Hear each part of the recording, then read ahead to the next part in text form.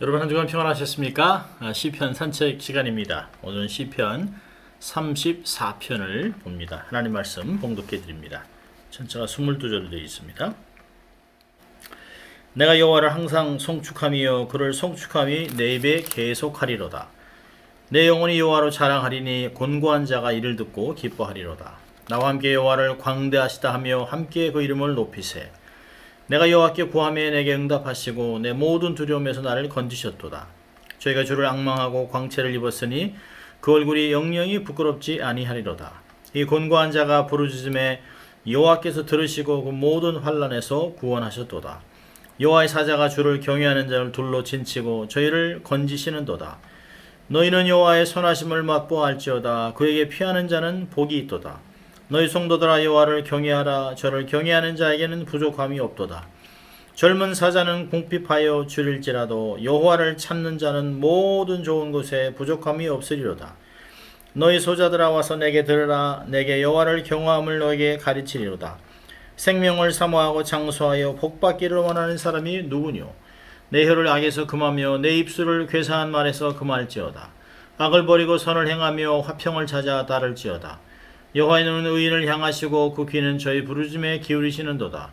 여호와의 얼굴은 행악하는 자를 대하여 저희의 자취를 땅에서 끊으시려 하시는도다. 의인이 외치며 여호와께서 들으시고 저희 모든 환난에서 건지셨도다. 여호와는 마음이 상한 자에게 가까이 하시고 중심에 통해하는 자를 구원하시는도다. 의인은 고난이 많으나 여호와께서 그 모든 고난에서 건지시는도다. 그 모든 뼈를 보호하시며 그 중에 하나도 꺾이지 아니하시도다. 악인이 악인을 죽일 것이라. 의인을 미워하는 자는 죄를 받으리로다. 여호와께서 그 종들의 영혼을 구속하시나니 저에게 피하는 자는 다 죄를 받지 아니하리로다. 아멘. 오늘은 참 시편 34편은 많은 사람들이 좋아하는 시편입니다. 여호와의 선하심을 맛보아라 라고 하는 제목으로도 전해지고 있고 또 온갖 좋은 곳에 부족함이 없는 삶이라는 제목으로 말씀이 나눠지기도 합니다.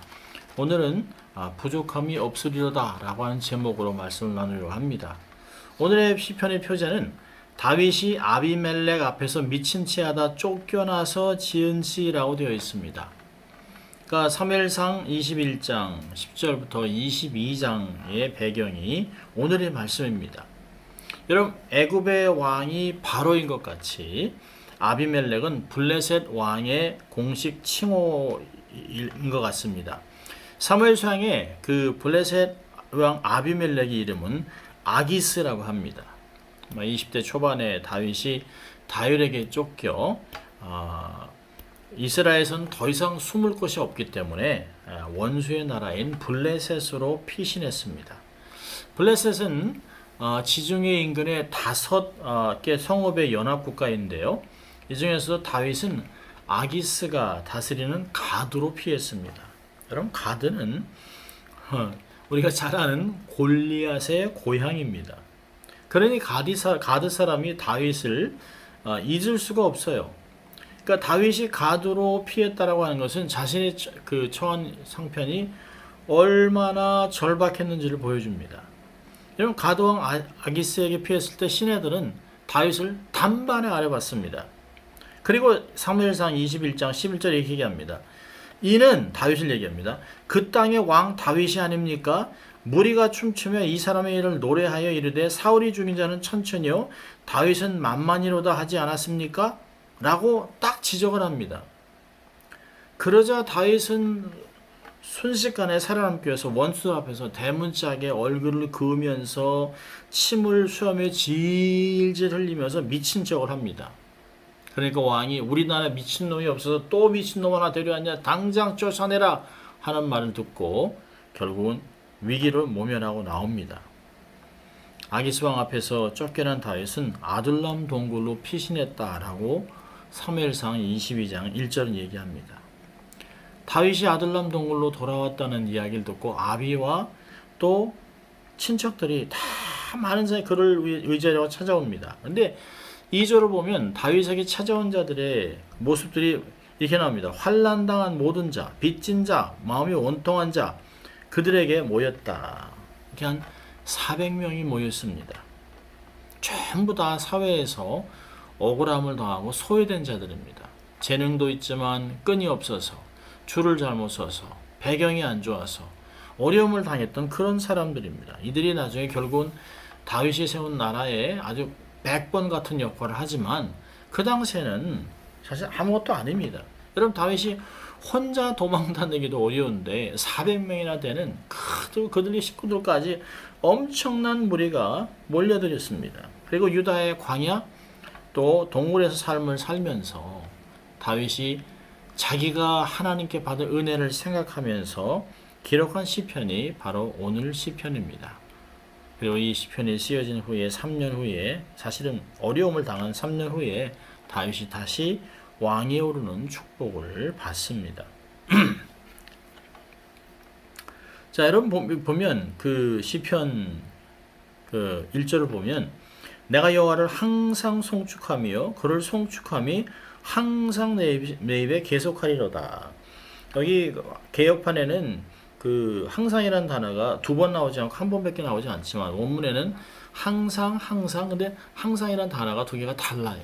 하나는 어떤 상황에서도 기쁘건 즐겁건 뭐 어떤 상황이든 하나님을 찬양하겠다. 또 다음에는 항상은 계속해서 입에서 떠나지 않고 계속 하나님을 찬양하겠다라고 얘기하고 있습니다.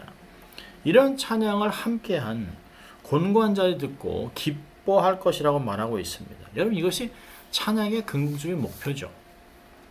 주위 사람들을 살아나게 하고 기쁘게 하고, 그래서 이들이 찬양에 동참해서 함께하는 그런 내용들을 이야기하고 있습니다.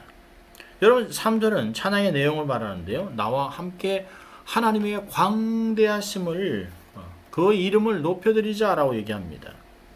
우리의 신앙, 찬양은 솔로가 아닙니다. 공동체가 드리는 코러스입니다. 이것이 바로 주일 또 이렇게 모이는 예배 때마다 드려지는 감동의 찬양입니다. 이런 것을 깨닫고 찬양을 드리면 감동이 우리 가슴에 아주 물밀듯이 몰려올 것입니다. 왜 이렇게 하나님을 찬양하자고 얘기했을까요? 4절과 6절을 보면 찬양을 하자고 이유는 자기가 경험한 하나님의 은혜 때문에 그렇습니다. 4절을 보면 내가 여호와께 간구하며 내게 응답하시고 내 모든 두려움에서 나를 건지셨도다. 6절에는 곤고한 자가 부르짖음에 여호와께서 들으시고 환난에서 구원하셨다. 그러니까 응답하시고 건지시고 들으시고 구원하셨다라고 하는 말을 반복해서 하고 있습니다. 그리고 7절 이런 말을 해요. 여호와의 천사가 주를 경외하는 자를 둘러 진치고 그들을 건지시는도다. 여러분, 생각나는 말씀이 있습니까? 열왕기하 6장을 보면 아람 군대가 도단성에 엘리야를 포위했을 때 그 주위를 하나님께서 불말과 불병거로 둘러 진쳤던 것을 생각나게 하는 말씀입니다. 영안이 열린 자들만 볼 수 있는 것입니다. 영안이 열리자 하나님이 내 주위에 나를 돕는 자들을 많이 붙여놓은 것들을 발견하게 되는 것입니다. I'm not alone. 나는 혼자 있는 존재가 결코 아닙니다. 다니엘이 친구들이 맹렬히 타는 풀무불 가운데 던져졌을 때도 그 중에 하나님이 계셨습니다. 다니엘이 사자굴에 던져졌을 때도 하나님께서 보내신 천사가 이미 사자의 입을 봉해놨습니다. 그럼 다윗은 자기의 삶과 이런 경험을 통해서 증명된 하나님의 선하심을 기억하면서 하나님께서 이런 일을 하셨다라고 자랑하고 있습니다. My God did mighty things, great things for me. 하나님은 나를 위해 이런 엄청난 일을 하셨다고 함께 찬양하자고 사람들을 부르고 있습니다. 그렇죠. 우리가 잘 아는 말씀을 8절에 얘기하는데요. 하나님의 선하심을 맛보아 알라. 구체적으로 경험하라는 것입니다. 오래전에 그 토리 신부님께서 LA에 오셨을 때 저희 전민들에게 말씀을 나눌 때 말씀을 다 나눈 후에 이게 사과를 씹어 드시면서 한번 베어물고 저에게 이런 얘기 했습니다. 하나님 참 맛있죠? 저는 깜짝 놀랐습니다. 하나님이 모든 행하신 것, 우리에게 주신 모든 것들이 하나님의 선하심을 드러낸다. 우리의 삶도 모든 사람에게 그래야 된다라고 얘기하셨는데 저희 사실은 충격을 받았습니다. 삶 속의 작은 것마저도 하나님을 기억하고 하나님의 선하심을 고백할 수 있는 것 얼마나 행복한 삶입니까? 여러분 신앙에는 경험이 없으면 신앙이 무미건조하고 간증이 없으면 힘이 없습니다. 머리 지식으로만은 결코 살아갈 수 없습니다. 경건의 모양은 있지만 결코 능력을 한 번도 경험하지 못한 인생은 신앙은 힘이 없어요. 그리고 또 다윗은 9절과 10절에 하나님을 경외하는 자들이 받을 축복을 말합니다. 하나님을 경외하는 자들은 모든 선한 것에 부족함이 없다. 젊은 사자가 사냥을 못해서 굶어 죽는 일이 있을지라도 그럴 일은 없지만 혹시 그런 일이 일어난다 할지라도 하나님을 경외하고 찾는 자들은 모든 좋은 것에 부족함이 없다라고 얘기합니다. 하나님과 아들도 아끼지 않고 주셨는데 이 모든 것을 우리에게 선물로 주시지 않겠습니까? 로마서 8장 32절 얘기합니다. 하나님을 경외하는 자들이 하나님의 선하심을 맛보게 되는 것입니다. 자, 그리고 11절부터 다윗은 회중들에게 권면합니다. 자녀들아 라고 이렇게 얘기합니다. 실제로 교사가 학생들을 부를 때 사용하는 관례적인 호칭입니다. 제가 대학교에서 현대 히브리어를 공부할 때 교수님이 70이 넘으신 고령의 할머니셨습니다. 근데 학생들은 다 유대인들이지만 히브리어를 못하는, 그러니까 뭐 3세, 5세 뭐 이런 학생들입니다. 다 20대 초반이니까 얼마나 어려요. 저만 유대인이 아닌 이방인이었습니다. 그러니까 유대인들 때 얼마나 말이 많습니까? 교수님이 가르치는데 막 중얼중얼하고 막 떠듭니다. 그러니까 그 교수님이 바님 바너 쉐켓 그렇게 얘기합니다. 왜냐하면 아들과 딸들아 조용 이렇게 타이셨습니다. 선생이 마치 학생들을 아들들아 딸들아 라고 이렇게 부르시는 것을 제가 들었습니다. 다윗은 자신의 곤고한 자로서 곤고한 자들을 가리킵니다. 12절에 생명을 사모하고 장수하여 복받기를 원하는 사람이 누구냐? 즐겁게 오래 살고 장수하고 좋은 날을 보기를 원하느냐? 그렇다면 하나님을 경외하라고 하는 것이에요. 하나님을 경외하는 것이 뭘까요? 구체적으로 얘기합니다. 13절 14절에 말과 행동의 악과 거짓을 버리고 선을 행하며 화평을 쫓으라 라고 얘기하고 있습니다. 여러분 베드로는 이 말씀을 베드로전서 3장 10절과 12절에 인용해서 권면하고 있습니다. 여러분 베드로는 죄악이 가득한 세상에서 경건한 삶을 살아갈 수 있는 유일한 길은 모든 것을 보시고 아시는 하나님이 선악간에 판단하고 보상과 벌을 주시는 하나님을 경외하는 것이라고 가르치고 있습니다. 오늘 본문에도 보면 하나님은 의인을 주목하시고 오늘 이렇게 딱 보고 계세요. 의인의 부르짖음에 이렇게 귀를 열어서 이렇게 기울이고 있습니다. 그렇지만 악인에게서는 얼굴을 싹 돌려버리십니다. 그리고 저들의 자취를 완전히 끊어버립니다. 그래서 세상에 그들의 자취를 기억하지 않게 합니다. 완전히 말끔하게 싹 지워버리는 것이 아무도 기억하지 않습니다. 그럼 유대인들에게는 저주 중에 저주입니다. 하나님께 버림받고 후대가 아무도 그를 기억하지 않는 인생 얼마나 비참합니까? 하나님을 경외하는 자들은 하나님을 기억하고 그들 후대에도 복을 주시지만 악인들은 3대가 되면 완전히 끊어지고 기억도 되지 않습니다.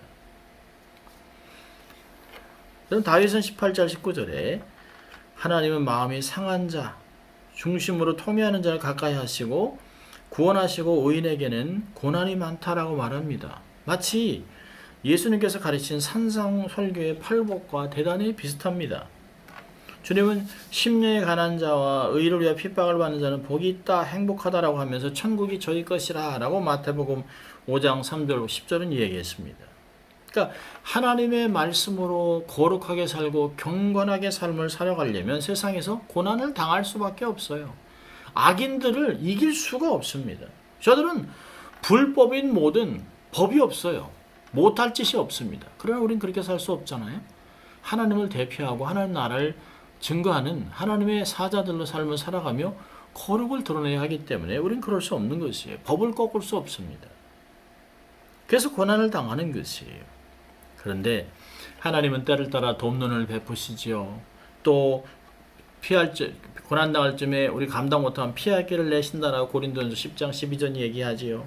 13절에 결국에는 고난에서 건져내세요. 다윗은 우리에게 놀라운 권면을 하고 있습니다. 여러분 인생이 당하는 고난 중에서 고난을 벗어나는 것이 중요한 것이 아니에요. 고난 한가운데서도 하나님의 선하심을 맛보아 하나님을 아는 것입니다.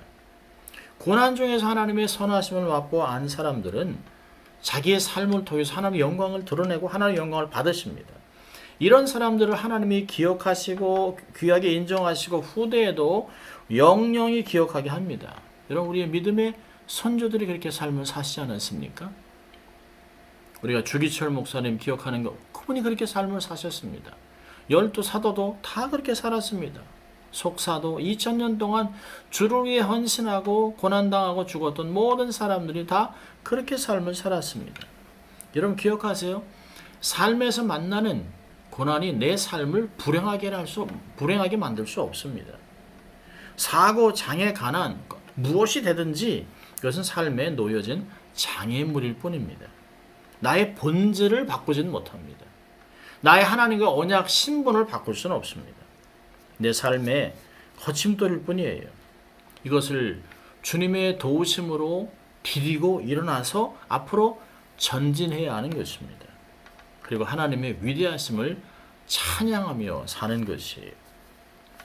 고난의 자리에서 하나님의 선하심을 맛보고 누리시고 하나님을 찬송하고 높아지고 그래서 행복을 맛보고 누리면서 다른 사람과 함께 하나님을 찬양하자고 전도하고 찬양하고 권면하는 그런 삶을 살아가야 되는 것입니다. 이것이 우리의 부르심입니다. 우리는 그래서 이렇게 고백해야 되는 것이에요. 어떤 상황에서도 여호와는 나의 목자시니 내가 부족함이 없으리로다. 영안으로 보고 인생을 살고 보니까 하나님이 내 삶에 필요한 모든 것을 주셨다는 것이에요. 우리가 구하기도 전에 이미 다 준비해 놓으셨습니다. 나의 삶에 온갖 좋은 축복으로 가득하게 하신 하나님을 찬양하세요. 잠시 돌아보면 부모, 선생, 남편, 아내, 자녀들, 교회 하나님을 보면 온통 하나님의 축복뿐입니다. 고난도 변장된 축복일 뿐입니다. 나를 위해 훈련 도구가 되었던 것이에요. 하나님 나를 가장 잘 아시고 가장 좋은 곳으로 먹이시고 공급하시고 인도하셨습니다. 창세기 보면 야곱이 죽기 전에 요셉을 위해 기도하면서 이렇게 고백을 합니다. 창세기 48장 15절에 나의 남으로부터 지금까지 나를 기르신 하나님. 놀랍지 않습니까? 자기가 자기 방식대로 막 삶을 살아온 것 같지만 하나님은 자기를 이렇게 몰아서 결국에는 하나님의 뜻을 이루는 그런 삶을 살게 하셨다라고 얘기하고 있습니다. 할렐루야. 이게 우리의 고백이 돼야 하는 것입니다. 여러분 나의 피난처 되신 예수님이라는 찬양이 있는데요. 시와 그림이 노래한 것입니다.